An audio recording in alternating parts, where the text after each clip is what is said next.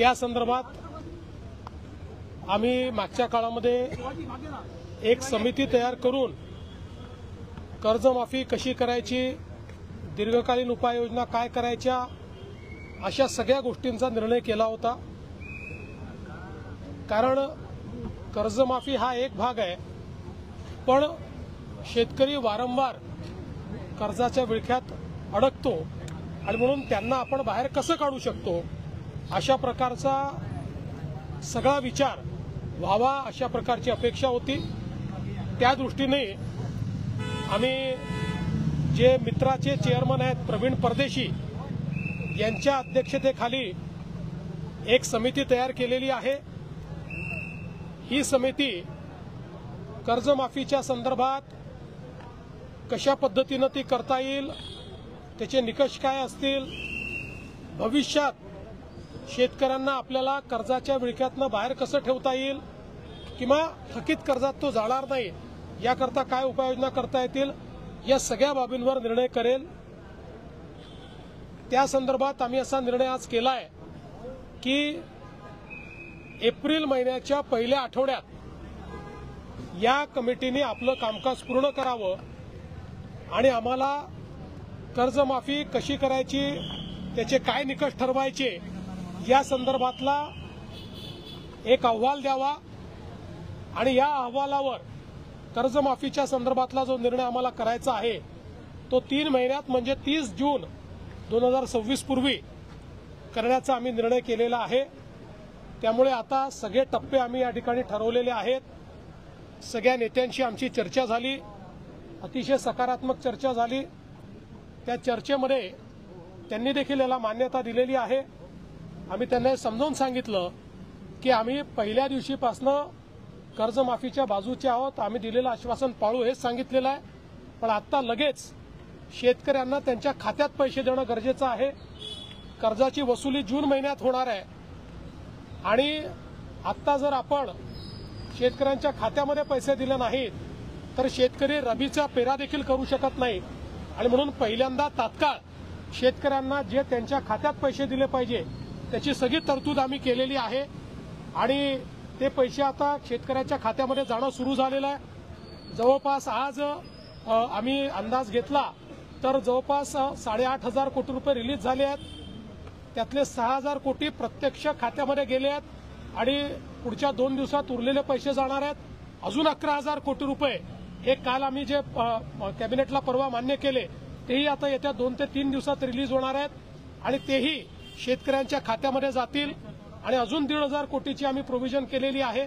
त्यामुळे आता शेतकऱ्यांच्या खात्यामध्ये पैसे जाणं हे महत्वाचं आहे, ते आम्ही जाणं सुरू केलेलं आहे आणि माझा अंदाज आहे की पुढच्या 15 ते 20 दिवसात 90% शेतकऱ्यांच्या खात्यात हे पैसे पोहोचून जातील।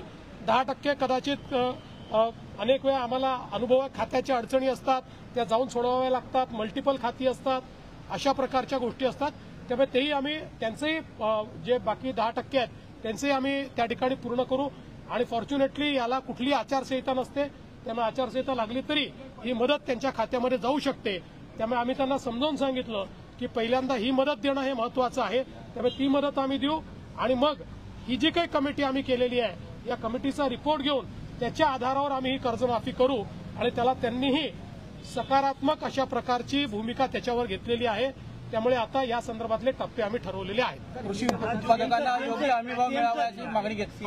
कृषी उत्पादकांना योग्य हमीभाव मिळावा 6 जून वगैरे अशी कुठली तारीख नाही आहे। कृषी तारीख सांगितली तीच आहे, कृषी जून पूर्वी करू। कृषी उत्पादकांना योग्य हमीभाव मिळावा अशी देखील मागणी शिष्टमंडळाकडे करण्यात आली। निश्चितपणे आम्ही त्यांना सांगितलं की आम्ही कृषी मालाच्या खरेदीकरता खरेदी केंद्र सुरू केलेले आहेत, त्याचे आकडेही आम्ही सांगितले, तिथे नोंदणी पण आपली सुरू झालेली आहे आणि आम्हीही विनंती केली आणि आम्ही त्यांना सांगितलं की सगळ्या शेतकरी नेत्यांनी विनंती करावी की कोणीही हमीभावाच्या खाली व्यापाऱ्यांना विकू नये। व्यापारी जर हमीभाव देत असेल तर व्यापाऱ्याला द्यावं, व्यापारी हमीभाव देत नसेल तर आपल्या केंद्रांवर आणून त्यांनी ते विकावं, अशा प्रकारची आम्ही। सीएम सर आज मुंबईमध्ये 17 मुलांना ओलीस धरणाऱ्या एका व्यक्तीचा, रोहित आर्य नावाच्या व्यक्तीचा एन्काउंटर करण्यात आलेला कोविडमध्ये काय तपशील आहे या घटनेविषयी? याचा सगळा तपशील पोलिसांनी आपल्याला दिलेला आहे। अतिशय विक्षिप्तपणे ज्या प्रकारे त्यांनी बोलून आणि मुलांना ओलीस धरलं मी खरोखर पोलिसांचं अभिनंदन करेन की पोलिसांनी नीट ऑपरेशन करून सगळ्या मुलांना सुखरूप पोलिसांनी बाहेर काढलेलं आहे. आता त्यातल्या ज्या काही गोष्टी आहेत त्याचं इन्व्हेस्टिगेशन सुरू झालेलं आहे. त्यामुळे संपूर्ण इन्व्हेस्टिगेशन झाल्यावरच बाकी गोष्टी सांगता येतील. बघा, आता त्यांचं समाधान झालंय की नाही हे तुम्हाला सांगतील. आम्हाला असं वाटतं त्यांचं समाधान झालंय, पण त्यापेक्षा आम्हाला महाराष्ट्रातल्या शेतकऱ्याचं समाधान करणं हे जास्त महत्वाचं वाटतं. ते करण्याचा प्रयत्न करतो. सरकार आर्थिक अडचणीत आहे, पण जसं आता आर्थिक अडचणीत असतानाही आपण आजपर्यंतची सर्वात मोठी मदत ही अतिवृष्टीमध्ये यावेळेस केली आहे. मार्ग काढू आता त्यातनं काहीतरी. सर हिंदी में बता दीजिए, सर महाराष्ट्र सरकार की ओर से किसानों को उस घोषणा पत्र में किसानों को कर्जा माफ करेंगे इस प्रकार की हमने घोषणा की थी. उसी तर्ज पर आज हम लोगों ने फैसला किया है. एक हमने इसके ऊपर कमेटी तैयार की है.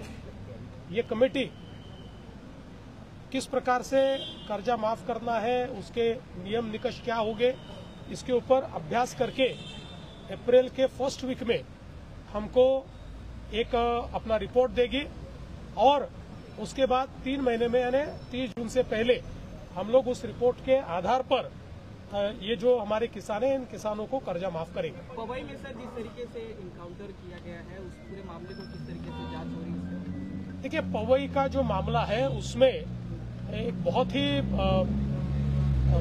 अलग तरीके का ये सारा मामला सामने आया हुआ है और जिस प्रकार से 17 बच्चों को उन्होंने अगवा करके या उनको अलग कारण से बुला के और फिर उनको कैप्टिव रखकर जिस प्रकार से धमकी देने का काम किया और उनकी जान को खतरे में डालने का काम किया, मुंबई की पुलिस ने बहुत अच्छा कार्य करके और एक बहुत सटीक ऑपरेशन किया और जो आरोपी है उसकी उस ऑपरेशन में मृत्यु हुई है और 17 बच्चों को बिल्कुल